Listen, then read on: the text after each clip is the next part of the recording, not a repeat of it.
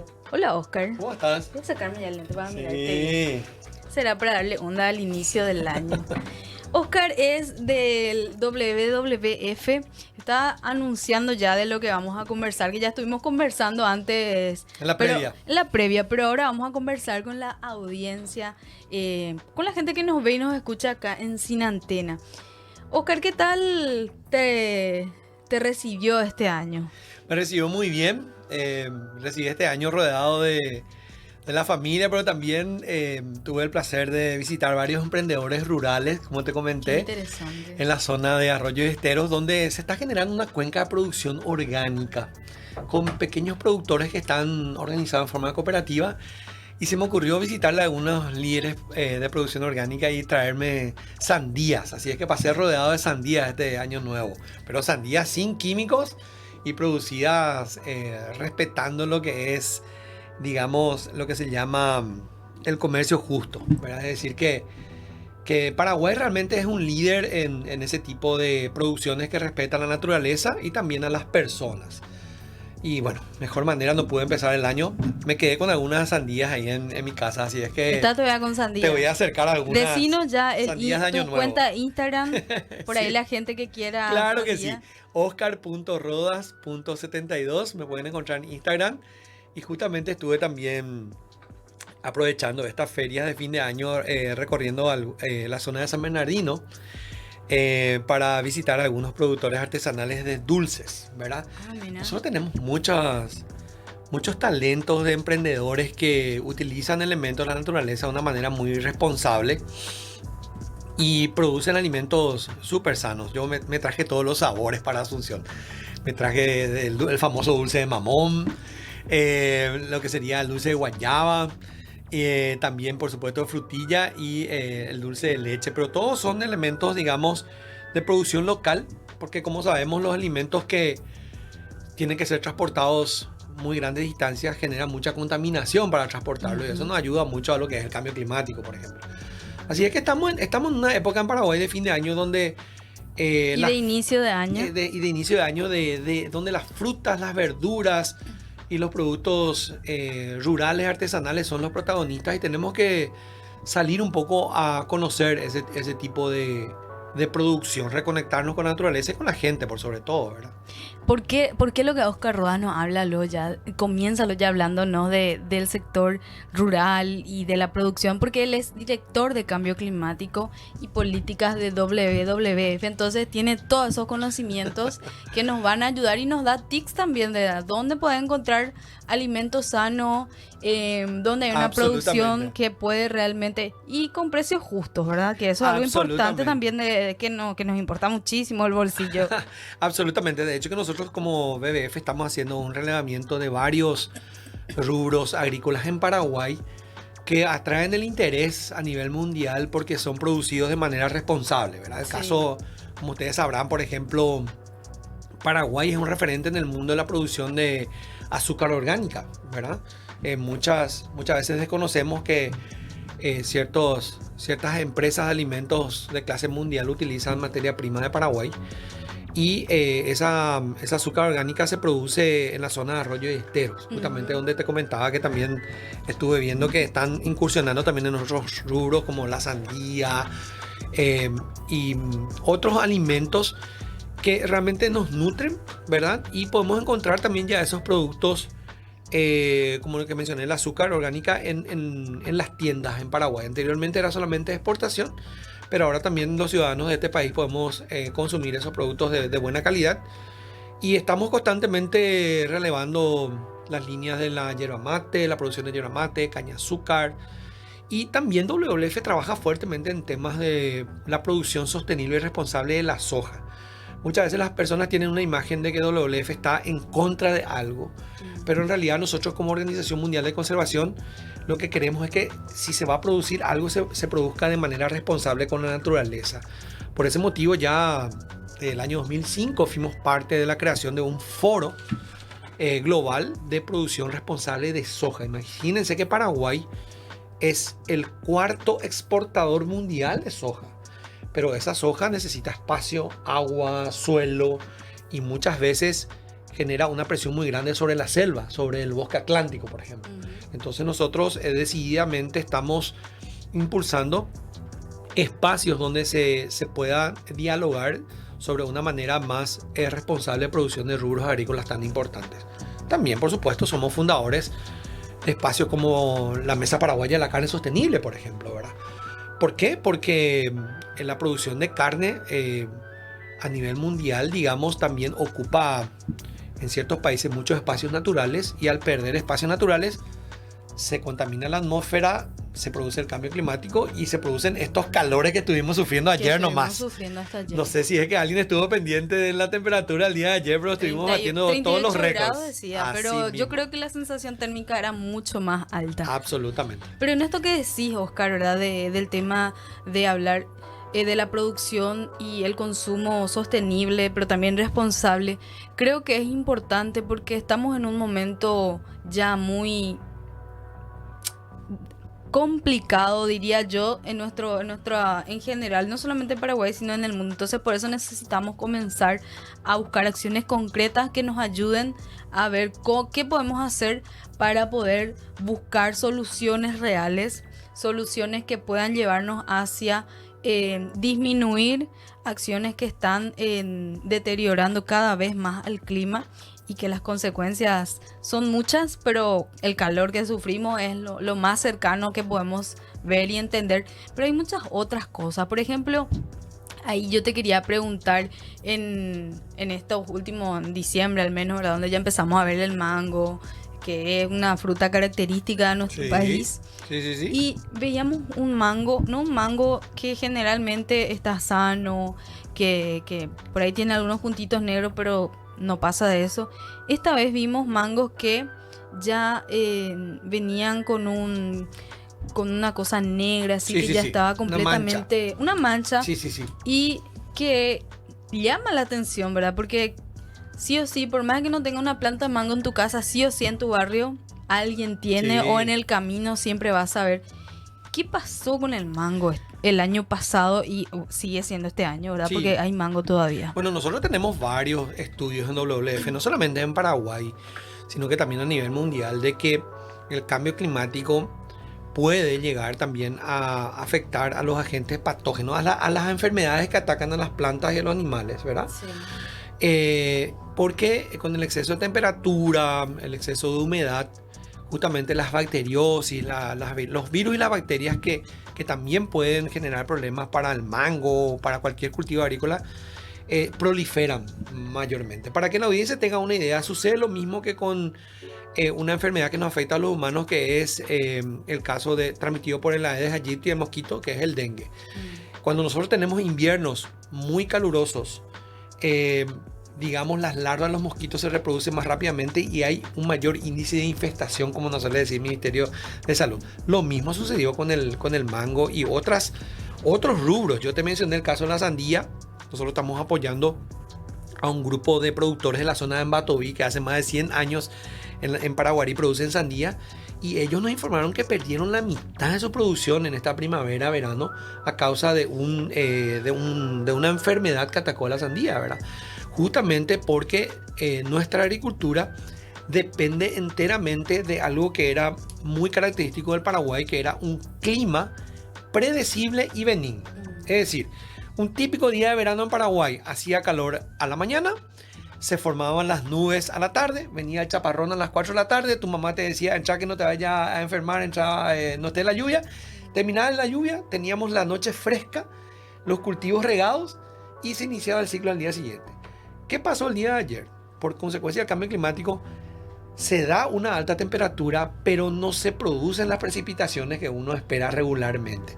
Y eso no solamente hace que proliferen las enfermedades, como lo que mencionaste del mango, por ejemplo, que está siendo estudiado por la agencia del gobierno, por Senave, por la universidad, está demostrado que es una enfermedad que está afectando al mango, sino que también se da problemas en que los cultivos de verano, yo mencioné el caso de la soja, por ejemplo, no reciben suficiente lluvia. Hay temperaturas extremas que afectan a los cultivos, pero no llueve. Para que tengan una idea, en verano del año que terminó, en verano del 2022, perdimos la mitad de la cosecha de la soja porque no llovió prácticamente y tuvimos temperaturas altísimas, recordarán, entre diciembre y enero también entre el 2021 y 2022, situación que se va repitiendo año a año. Entonces, sí, lo del mango fue afectado por eso, sandías también, otros cultivos también fueron afectados. Pero yo estuve observando y conversando con personas asiduas consumidoras de la producción local de mango de nuestras ciudades y ya han investigado de que se puede consumir solamente dejando de lado la parte afectada o incluso buscar ya algunas frutas, estuve observando, ya están sanas.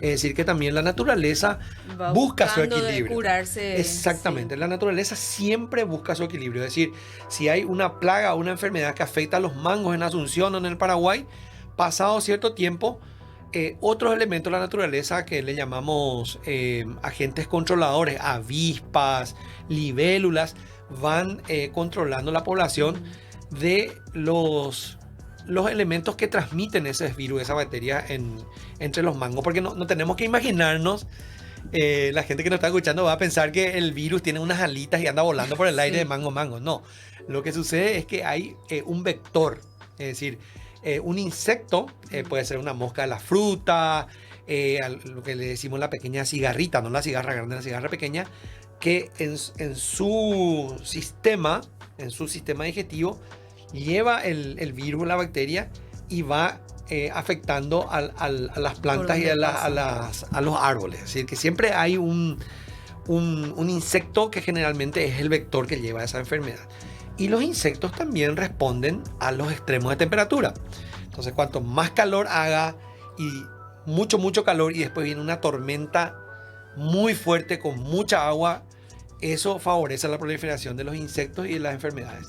Nuestro clima era diferente. En la década del 70, cualquier persona que vos le preguntás, era mucho calor, pero lluvia más constante y no tan destructiva como está sucediendo ahora. Claro, que en realidad las lluvias lo que hacían era apoyar a la producción. Así mismo. Porque lo que hacía era justamente hacer ese riego natural para las plantas y que después también beneficia no solamente a las plantas, sino que a todos los seres vivos. Totalmente. Y nosotros teníamos en Paraguay prácticamente el 60% del país cubierto por selvas y bosques. Entonces, cuando se formaban las nubes de lluvia o llegaba la humedad de la zona más norte de nuestro subcontinente en Sudamérica, de la zona del Amazonas, esa selva ayudaba también a que se facilite la formación de las lluvias.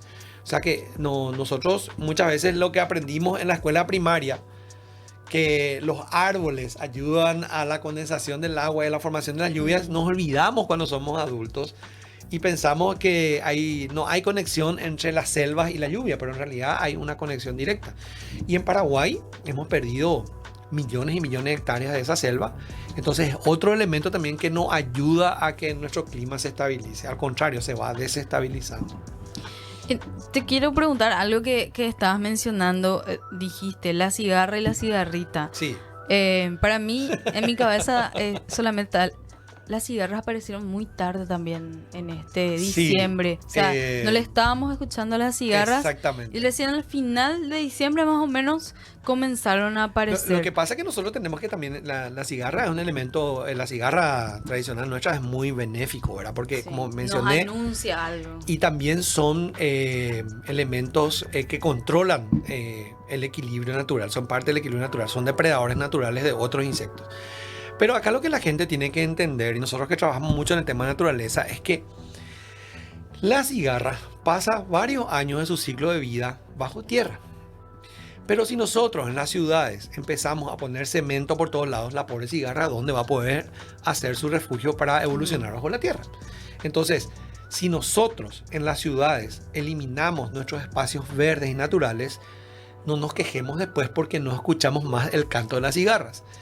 La cigarra pasa por distintos estadios en su evolución, ninfa, pupa, hasta ser un insecto alado y luego deja su exoesqueleto, disculpen, muchas veces es su cascarita, deja posada por un árbol cuando va pasando a otra etapa de su vida, y esa cascarita es la que nosotros encontramos. Sí. Pero es la cascarita de un insecto que no tiene alas, sin embargo, el que sale de esa cascarita ya es un insecto al lado. Y al perder los ambientes naturales en las ciudades, y nosotros muchas veces admiramos tanto que hay edificios y cemento por todos lados, pero en realidad muchos insectos como la cigarra dejan de tener su espacio para completar su ciclo de vida, y eso es un problema también para nuestra salud, porque cuanto más diversidad de insectos benéficos haya en nuestros patios, en nuestras ciudades, y nosotros escuchemos el canto de las ranitas, los insectos, nosotros vamos a estar sanos. Si la ciudad se vuelve muy silenciosa y no escuchamos más a los insectos, ahí tenemos que empezar a preocuparnos. Sí, porque generalmente nos construyeron esta idea del progreso y el desarrollo, que solamente es el cemento, y es como que nos desconecta completamente de la naturaleza, y que si querés naturaleza tenés que irte al campo más o menos, Así mismo. Y hay esa desconexión, y me quedo pensando en esto que decís, porque vos dijiste el tema de la condensación del árbol, la lluvia. Me quedé pensando que sí, eso vimos en clase, no sé, en tercero, cuarto grado, ¿verdad? El ciclo del agua le decíamos, ¿verdad? El ciclo del agua, naturales. pero ¿cómo hay esa desconexión entre lo que es la naturaleza y cómo tiene que ver directamente con nuestra vida día a día? Y que claramente si en ese ciclo algo se rompe, algo se quiebra, nos va a afectar directamente. Pero pareciera que eso no nos toca tanto.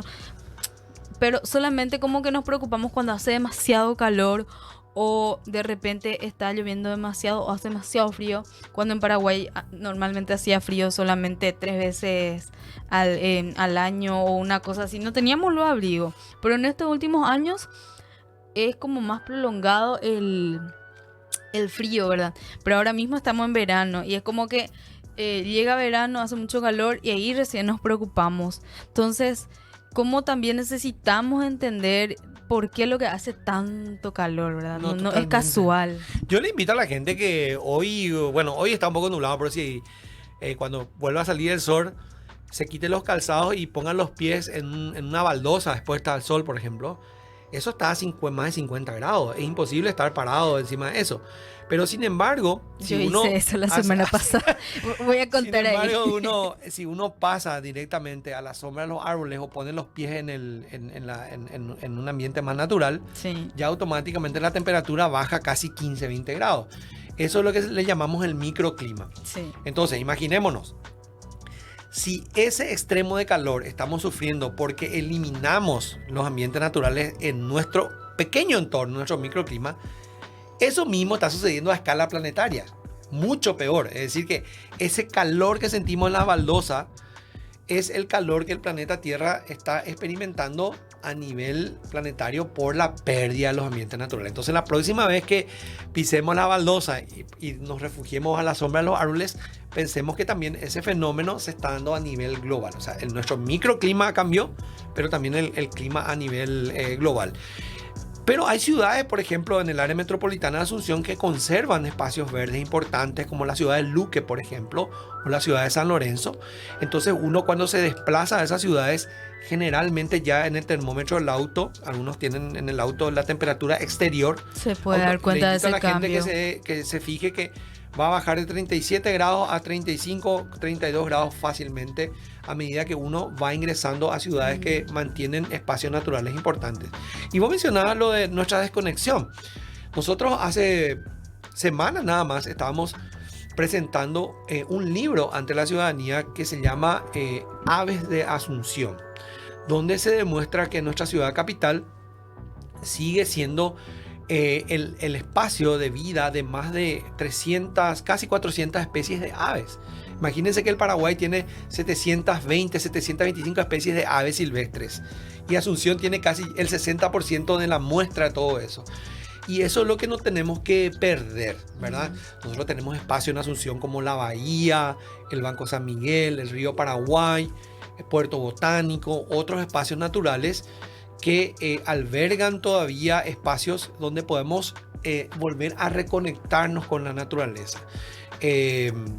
Y digamos que esa reconexión también se da en otros países, y ojalá que en Paraguay también, mediante políticas públicas donde los colegios van a visitar a los parques nacionales para ver lo que es la naturaleza. Nosotros tenemos hermosos parques nacionales que son desconocidos, la gente no visita.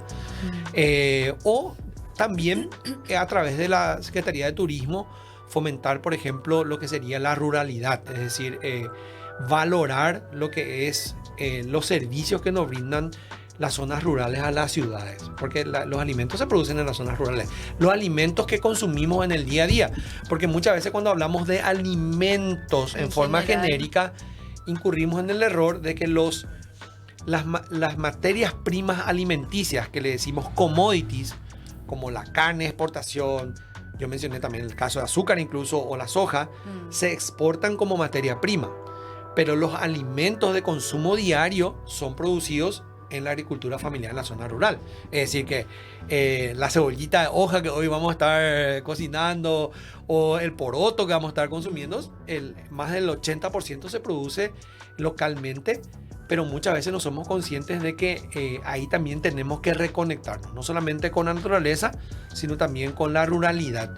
Y nosotros como BF trabajamos con muchas comunidades que cultivan, pero también cuidan sus ambientes naturales. Es decir, que es posible, es perfectamente factible.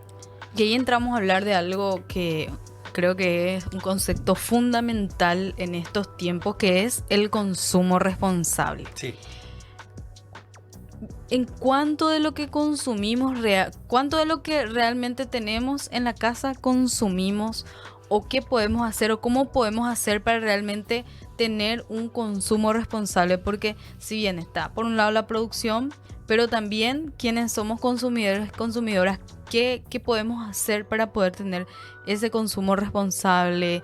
¿Qué tips podemos para que no se nos pudra la fruta? Por ejemplo, compramos fruta y no comemos, o compramos demasiada verdura y se desperdicia. ¿Qué podemos hacer para tener un consumo responsable también? Bueno, nosotros de WWF estamos trabajando muy de cerca con asociaciones de productores agroecológicos y orgánicos que están acercando sus espacios de venta a las ciudades. Eso es lo que se llama, es reducir la cadena de consumo. Eso también es ser un consumidor responsable. Es decir que se va a desperdiciar menos cuanto más estemos en contacto con productores o con asociaciones de productores que nos acerquen alimentos en la medida que lo vamos necesitando, y que también nos vayan educando de cuáles son los alimentos que están en producción en cierta época del año para evitar el desperdicio. Nosotros tenemos un estudio desde WWF de que la mitad de los alimentos que se producen en el mundo o se pierden entre la cosecha y el transporte a las ciudades, o se desperdician en nuestra heladera, en nuestra cocina, muchas veces por ignorancia. No sabemos cómo utilizar los tallos o las hojas de ciertos alimentos. No sabemos, por ejemplo, que las hojas de la zanahoria se pueden consumir también como ensalada, por ejemplo. Contame un poco de eso. ¿Qué cosas del día a día que tenemos en la casa, porque son cosas básicas que usamos, se pueden usar y no desperdiciar? Dijiste recién lo de la zanahoria. ¿Qué más? Absolutamente. No, y también, por ejemplo, muchas de los envoltorios naturales de las frutas o las verduras, que nosotros le decimos las cáscaras, sí. Parece así el lenguaje bien cotidiano, las cáscaras. Esas cáscaras concentran muchas de las propiedades benéficas, de las vitaminas y los minerales de las frutas, y desconocemos de que esas cáscaras las podemos macerar. Es decir, nosotros tenemos todo un recetario que nos dieron colegas de WWF Colombia para hacer agua de manzana. Agua de piña. Y se la macera. Y ese es el famoso chicha que le decimos en el lenguaje popular, ¿verdad? Nosotros, nuestra cultura, que también tenemos que, hablando de reconectarnos, ¿verdad? Tenemos que conectarnos también con nuestra cultura. Una forma de darle vida útil a las cáscaras de las frutas y conservar por más tiempo los alimentos era hacer la chicha, ¿verdad? Que es la corteza de la piña, ponerla en agua y poner algún elemento para que se extraiga todas esas vitaminas. En algunos casos las personas le ponían azúcar, también a otras personas le ponían alcohol, pero bueno, yo no quiero entrar tanto en la parte alcohólica, pero también hay varios elementos para macerar, como se dice, ¿verdad? Para poder extraer esos minerales, esos alimentos, también no solamente de la pulpa, sino de la cáscara. Y hay recetarios que nos enseñan, por ejemplo, la cáscara de la manzana, ponerla en agua, dejarla reposar por 8 o 10 horas y luego tenés un jugo de manzana que es muy parecido a esos jugos más caros que nos vamos a comprar de repente en el supermercado. ¿Cómo ¿verdad? es? La cáscara de la manzana directamente al agua. Al agua, exactamente. Y eso se deja reposar. ¿Cómo eso dejas Sin afuera? ningún elemento. No, en un En la lugar fresco, fuera de la heladera, luz. No, porque hace mucho calor. Exactamente. ¿Dónde conviene en un ahora lugar mismo? fresco y oscuro, dejarlo reposar, ¿verdad? En un rinconcito de la casa y luego uno lo puede consumir. Y también, por supuesto, muchos otros elementos también que terminan en los vertederos. O sea, que no es solamente evitar el desperdicio. Los tips no solamente tienen que ver con aprovechar al máximo los alimentos, sino que también tienen que ver con qué hacemos con los restos de los alimentos, ¿verdad? Sí. Y generalmente lo que se promueve es hacer un compostaje en nuestros departamentos, en nuestras casas, tener una pequeña caja donde podamos depositar los elementos orgánicos. No es recomendable mezclar la parte de carne o de hueso, sino que más bien la parte vegetal y hacer un compost, que es una técnica también que tenemos unos demostrativos de cómo hacerlo en nuestras redes sociales. Pueden entrar también en las redes BF. Vamos a aprovechar que estás acá. Vamos a hacer así bien pedagógico. Sí. Una caja, ¿qué tipo de caja tiene que Y ser? puede ser una tan sencilla como una caja de manzana, esa Una que caja te de van del manzana. mercado de abasto, ¿verdad? Bueno, conseguimos una caja de manzana. Exactamente, a eso le pones unos... No, primero lo tenemos que separar nuestra Primero. basura, Sí, ¿verdad? sí, sí, Tener eso. inorgánico Por un lado y orgánico por orgánico. otro lado. Sí. ¿Qué cosas entran en orgánico? Y en orgánico todo lo que sea el resto de las verduras, las frutas, todo lo que sea, digamos... ¿Y la cáscara de natural. huevo? También. ¿La hierba? También, absolutamente. En la hierba se puede compostar también, absolutamente. Y la cáscara de huevo se la puede incluso moler y guardar aparte.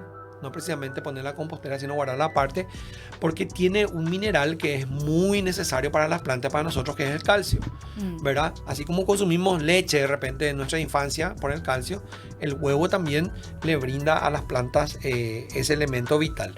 ¿Y qué hace la planta? Crece, y cuando consumimos la planta nos devuelve el calcio Claro. que nosotros le dimos. Pero el tema de la compostera es agarrar una humilde caja de Ya tenemos manzanas. nuestra ahí caja de del- manzana. del mercado abasto te va a pedir ahí, te van a Sí. regalar 20 también si querés. Sí. Le pones unos cartoncitos en las costillitas para que no se esparza nuestro compost. Ya. Le haces como una paleta de cartón. Y ahí vas poniendo una capa de cáscaras de frutas, de verduras, la hierba también. Y luego le cubrí con una capa del resto del pasto que cortaste en tu jardín, ¿verdad? Y le vas haciendo como unas capitas. Y esas capas se van a ir acumulando durante 2, 3 semanas, un mes, y luego se va mineralizando. Es decir, que se va Puede volviendo ser también una la hoja. hoja que se cae.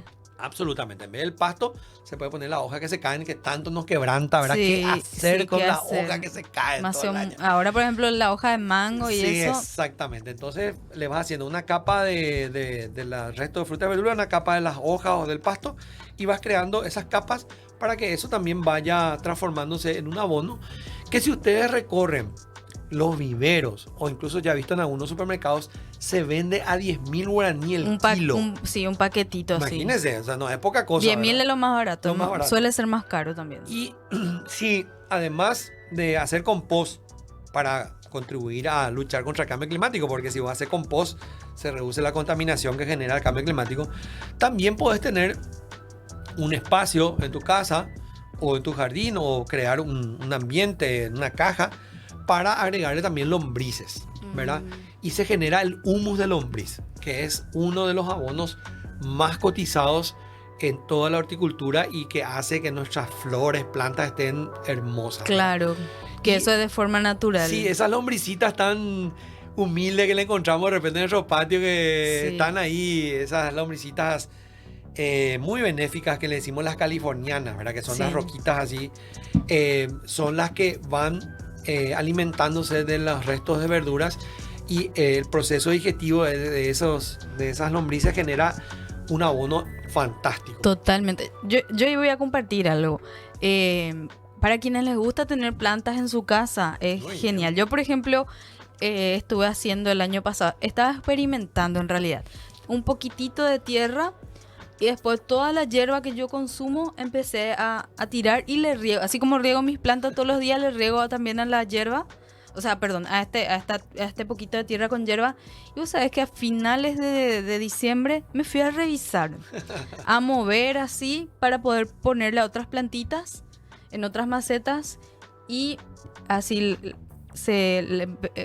tenía las lombrices. Sí. Entonces se convirtió en un abono que lo que hice yo es Espectacular. ponerle a mis plantitas. Entonces, para quienes les gusta tener plantitas, y las plantitas pues necesitan también abono, Sí, ¿verdad? sí, sí.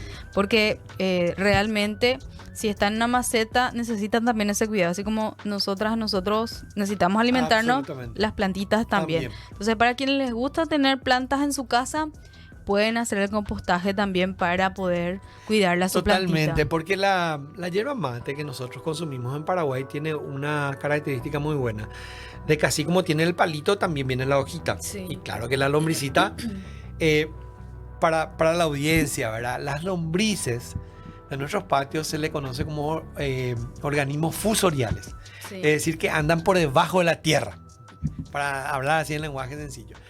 Y tienen un sentido del olfato muy desarrollado. Entonces, ¿por qué se congregaron las lombrices de tu patio en ese lugar? Porque al depositar ahí la hierba con su hojita genera un atractivo y las lombrices van por debajo de la tierra moviéndose por tu patio y felices concentrándose en ese lugar. O sea que no es de extrañar de que vos hayas creado un patio de comida para tus lombrices, ¿verdad? Y las lombrices, por el sentido del olfato, solitas van a venir ahí. Pero ¿qué pasa? Si yo me entusiasmo tanto y quiero hacer que todo mi patio tenga baldosa o piso, las lombrices de mi patio ya no podrán moverse. Y si entramos tanto en esa moda de que antes en Asunción, por ejemplo, la separación entre los patios eran lo que le llamábamos los cercos vivos. O sea que la separación con mi vecino era un arbolito de mirto, un jazmín nomás, era la separación con mi vecino. Pero ahora que entramos con el tema de la muralla y todas esas cuestiones, tampoco las lombrices que habitan en los fondos de la vecindad, muchas veces por ese cimiento no pueden moverse, no pueden cavar tan bajo para pasar al patio vecino. Entonces, una manera también de ir reconectándonos con la naturaleza es pensar cómo nuestro vecindario, nuestro espacio se puede restaurar. O no, si vivimos en un departamento, no necesariamente en nuestro departamento, sino que de repente si nuestro edificio tiene un área común, hablar con los demás habitantes para tener lo que se llama un espacio de lombricultura. Incluso nosotros trabajamos con comunidades campesinas donde si tenés poco espacio o querés generar de una manera un poco más práctica, también vos podés a las lombrices hacerle como una piscina para las lombrices. Bueno, no es una piscina de agua, es una piscina de tierra. Entonces, en el patio común de tu edificio, de tu casa, de tu vecindad, de tu plaza, de tu parque urbano, se hace 3 hileras de ladrillo, ¿verdad? Y se tira ahí tierra y comida y se agarran las lombrices que están por ahí y se siembra. Y ya empiezan a vivir ahí. Es decir que hay muchas opciones realmente para que en las ciudades también volvamos a tener ciertos elementos que nosotros mismos producimos. Parte del consumo responsable es ser también productor de alimentos, ¿verdad? Eso también es parte del consumo responsable. Vos mencionaste el tema de los mangos. Todas las frutas que tienen color amarillo son riquísimas en vitamina C. Y las frutas que tienen color amarillo mezclado con lila o violeta son ricas en vitamina C y en antioxidantes. Es decir que el mango, si es el mango amarillo, es riquísimo en vitamina C. Pero hay mangos que tienen color amarillo con violeta, que son los mangos esos más grandotes. Esos tienen otro tipo de elementos benéficos. O una fruta como la humilde uva, nuestra parralera, famosa en nuestros patios. Sí. Llena de polifenoles que son antioxidantes que evitan aparición de cáncer, por ejemplo. Es decir que también todo eso que nos enseñaron en la escuela primaria de consumir distintos colores de alimentos, nos olvidamos cuando nos volvemos adultos y queremos consumir solamente lo más fácil, lo más industrial. Pero la diversidad de colores y de sabores hace también a la salud nuestra. Sí. Y es bueno para el planeta, porque el planeta que vivimos es muy diverso. Para que tengan una idea, Hay 5.000 especies de aves silvestres en el planeta.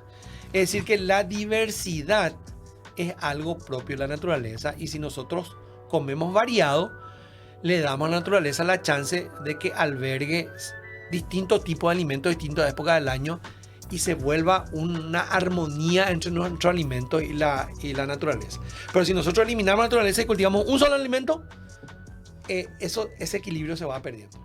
Y no es bueno para nuestra salud tampoco, ¿verdad? Y en esto que decís, ¿verdad? De la variedad de alimentos, los colores, también algo importante, ¿verdad? Es aprovechar las frutas y verduras de estación, porque no es que todo el año hay, no sé, tomate, o todo el año hay mango, o todo el año hay melón, o todo el año hay pomelo, sino que hay, por poner unos ejemplos bien nacionales, ya supe, ¿verdad? Hay como épocas y estaciones del año donde el limón, por ejemplo, también, donde está la producción, y cómo podemos aprovechar, y también cómo podemos guardar, porque también podemos tener como una práctica de consumo responsable, por ejemplo, guardar. Absolutamente. Guardar, saber cómo conservar los alimentos, y también, por sobre todo, también conocer las variedades de las frutas y verduras. Pero vos mencionaste el caso del limón. El limón tiene distintas variedades, y muchas veces el más rechazado y humilde que queda ahí en el fondo de la góndola del supermercado es el famoso limón Paraguay, que le decimos ese limón medio, parece una naranja, medio anaranjado, ¿verdad? Y es el que más jugo tiene y el más pulposo de todos, pero muchas veces y es el más barato. O sea, no siempre consumir, digamos, alimentos saludables y abundantes tiene que ser más caro. Ese también es otra cosa, otro mito también que anda rondando por ahí, de que alimentarme saludablemente, más o menos tengo que dedicar todo mi sueldo para alimentarme saludablemente. No, las frutas y las verduras más humildes y más baratas son las que tienen los mejores alimentos. No sé, el perejil, el apio, que ahí nadie ni le hace caso, que está ahí en la estantería o en las huertas, son los más baratos, pero los que tienen mayor cantidad de alimentos. Porque el solo hecho de que crezcan en la tierra, esas frutitas o esas verduritas ya nos están aportando todos los minerales que van saliendo del suelo. Y en el caso de los cítricos, son típicos del invierno. Entonces siempre en invierno vamos a tener una mayor producción de cítricos. Y yo siempre también eso aclaro, Connie, ¿verdad? Que en la oficina en la que trabajo, la Organización Mundial de Conservación, WWF, nosotros no estamos en contra de la producción. Lo que insistimos es la producción sostenible y responsable. Para que tengan una idea, nosotros en años anteriores hemos trabajado muy de cerca con una de las empresas agrícolas que más frutas producen en Paraguay, que es Frutica, por ejemplo, ¿verdad? Para analizar su espacio de producción, para que el uso de los elementos de producción agrícola sea responsable con la naturaleza. Es decir, que las empresas que nos proveen en grandes cantidades también alimentos pueden ser parte también de la producción responsable. No, tiene que haber una armonía entre los pequeños productores, las cooperativas, las grandes empresas, y ahí es donde creemos nosotros que el Estado paraguayo tiene que tener una política nacional alimentaria para que a las personas que vivimos en las ciudades nos eduquen y nos acerquen elementos que sean buenos para la naturaleza y también para nuestra salud. En el caso de los cítricos, vos mencionaste, en verano tenemos el tema de la guayaba. Y también un tip que le dejo a la audiencia, a los que nos están siguiendo, es que las hojas de verdeo, como las lechugas, por ejemplo, son muy sensibles a las temperaturas a la noche. Si hace mucho calor a la noche, como ahora en verano, por ejemplo, ayer, por ejemplo, hizo 87 grados a la noche, reduce muchísimo la productividad de la lechuga. Por eso, comprar lechuga en verano nos sale mucho más caro que comprarla en otoño. Entonces, es bueno para nuestra economía también educarnos como consumidores responsables y saber que la lechuga nos va a convenir más consumir en cierta época del año. Y hay otras hortalizas que tienen la misma característica de la lechuga, que sí son abundantes en verano y son más baratas. Entonces es nada más una cuestión de abrirnos un poco al consumo responsable, y vamos a estar generando un beneficio muy grande para nuestras comunidades, para nuestra salud y por supuesto para el ambiente en todo el planeta, ¿verdad? Claro. ¿Dónde pueden encontrar más información sobre todo esto que estuvimos hablando y sobre todo sobre el tema de cambio climático, consumo responsable? ¿Dónde podemos Nosotros tenemos nuestra encontrar página información? web que es www.wwf.org.py y también estamos en Facebook, estamos en Instagram, estamos en Twitter, estamos en YouTube. En YouTube tenemos una cantidad de videos sobre producción y consumo responsable que son fantásticos. Tenemos recetas, tenemos consejos y también este año estamos queriendo arrancar más fuertemente con ese tipo de materiales. Así es que pueden ingresar a nuestras redes sociales.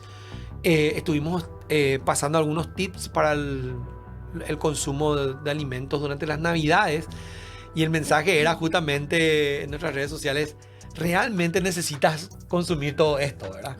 Porque muchas veces no nos organizamos adecuadamente para la fiesta de fin de año y nos excedemos en nuestra economía y en la compra de alimentos que termina gran parte siendo desperdiciada.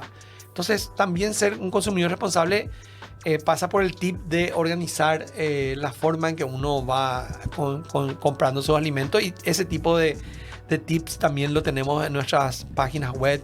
Incluso tenemos un recetario también que vamos a presentar próximamente, ¿verdad?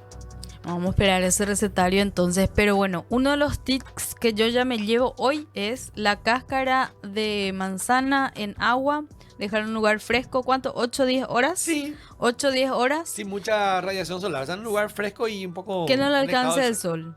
Y eso vamos a probar. Vamos a hacer este experimento, Sí. vamos a probar y vamos a venir a decir en el programa si funciona o no. Y qué tal sale. Entonces vamos a hacer eso esta semana acá en el Quiz de la Cuestión. Muy bien. Aquí Y- ya había un rincón también acá en el local de ustedes donde pueden hacer esos macerados. Ah, mira, Interesante. ya acá ya no nos va a decir dónde después. Entonces, Oscar, muchísimas gracias por haber estado en este primer y en este inicio de semana. Encima él está de vacaciones, pero está acá hoy con Claro que nosotros sí. en el Quiz de la Cuestión. Entonces, muchísimas gracias, Oscar. Muchísimas y gracias. esperamos en que siempre vengas a visitarnos, y porque hay muchísimas cosas que hablar contigo. No, De eso totalmente. estoy completamente segura. Y vamos a seguir conversando sobre temas de cambio climático, Perfecto. política, consumo responsable. Totalmente. Muchísimas gracias. Creo que arrancamos el año de la mejor manera. Y yo quiero agradecer el espacio, ¿verdad? Por estar acá tan distendidamente hablando de temas que son muy importantes, ¿verdad? Tienen que ver con políticas públicas, tienen que ver con nuestra salud, con el cuidado de la naturaleza.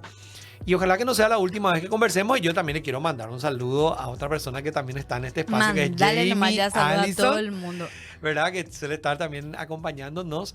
Y yo, Connie, te quiero también adelantar y a todos ustedes de que el último sábado de marzo, ya que estamos ya en este trimestre, el inicio Sí. del año, hacemos una gran celebración, una gran concienciación sobre nuestra huella en la naturaleza y reconectarnos con la naturaleza, que es la hora del planeta. Así que yo ya quiero dar también la primicia en este quiz de la cuestión, de que ya llegadito el mes de marzo, seguramente te vamos a visitar otra vez, porque cada último sábado del mes de marzo, en todos los países del mundo, en forma sincronizada, a cerca de las 6, las 7 de la tarde, se hace un pequeño evento de reflexión sobre nuestro consumo de energía, el tema del cambio climático, y le llamamos la hora del planeta. Ujú. Es el mayor movimiento civil sincronizado que se hace en favor de la concienciación ambiental en todo el mundo, ¿verdad?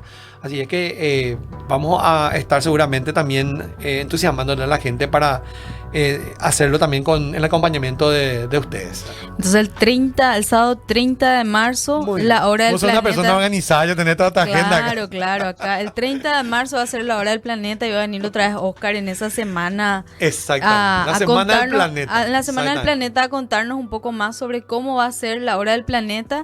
Y vamos a seguir conversando con WWF. No sé si quieres mandarle saludos también a tus compañeros y Claro que sí, compañeras. esto sé que va a quedar en las redes de ustedes, que yo estoy feliz también de que hoy estuve descubriendo todas las bondades de los medios digitales, ¿verdad? Que esto queda grabado y a disposición de las personas que de repente no tienen un horario a la mañana para acceder a estos materiales. Lo pueden hacer desde sus casas o poner el audio en el auto de repente para escuchar. Y claro que quiero mandar un gran saludo a todo el equipo de WWF.